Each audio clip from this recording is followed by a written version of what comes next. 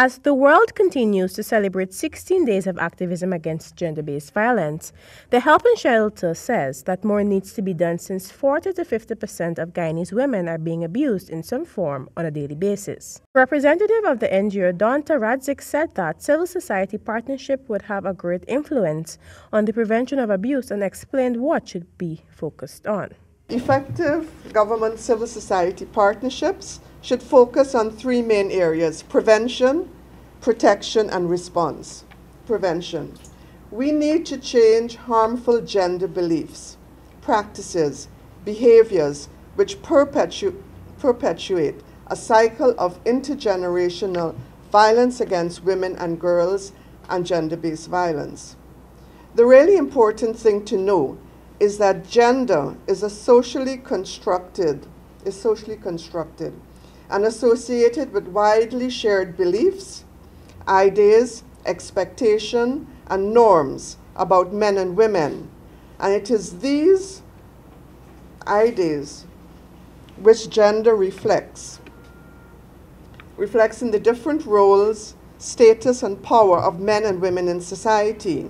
An effective response and referral system also needs to be in place to address gender-based violence in schools, she said.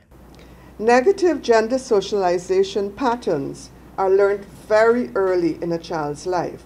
So the earlier this kind of intervention, the better the outcome. Violence begets violence.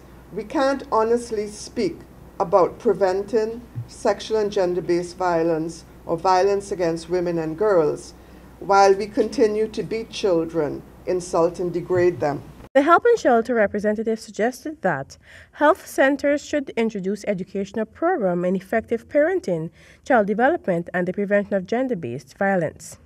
She emphasized on the fact of 50 million adolescent girls aged 15 to 19 worldwide have experienced forced sex at some point in their life. Out of these, 9 million adolescent girls were victimized within the past year.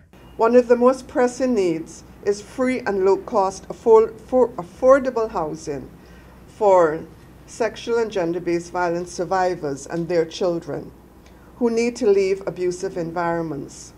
They also need skills training, my colleague will speak to that, for income generation and employment. As a priority, we need to resource and introduce also a multidisciplinary, effective, countrywide response system for perpetrators of sexual and gender-based violence, maybe gender-based violence. Reporting for HGP Nightly News, I am Yanis Abrams.